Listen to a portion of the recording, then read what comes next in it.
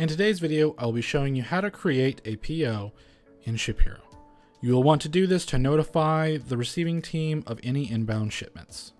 To begin this process, go to Purchase Orders and All Purchase Orders. In the upper right corner, there will be a button for Create a Purchase Order.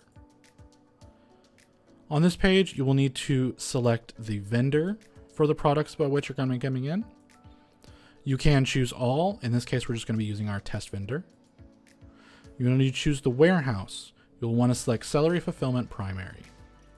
In the search bar, put in the SKU you are wanting to add to the PO. For us, it's going to be our test SKU.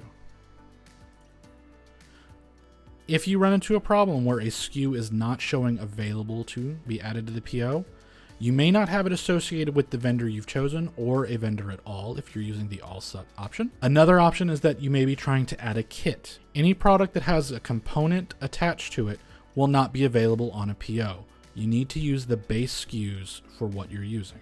Once you've added all your products, you can go to quantity, add how many you're expecting to show up at the warehouse. We're going to add in 500.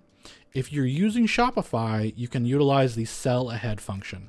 What this will do is add a phantom inventory to your store in order for you to be able to sell products that you don't currently have in stock. As we are not using this on a Shopify store, we're not going to be utilizing this field. Clicking Save Order will create this in the system. It will then bring you to an additional page.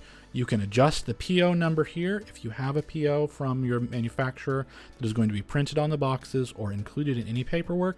You can add that here. You can change what date you are expecting it to arrive. It, by default, sets it for the day that you enter it. We're not expecting this to show up at the warehouse on the same day that we create the PO. We're going to set it for a week in advance. You can also add any kind of tracking information.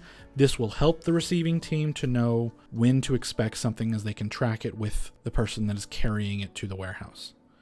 Click Save Changes to update any information you have there. You'll get a confirmation. You can double check to make sure that the PO is entered correctly by going back to Purchase Orders and All Purchase Orders. You will see All Pending on that page. If it has already been closed or it has been canceled, it will not appear on this page. By default, this is only going to show pending. If you want to look for other POs that are in the system that may have been in a different status, change the status in the upper left corner. This has been how to add a PO. Thank you for your time and have a nice day.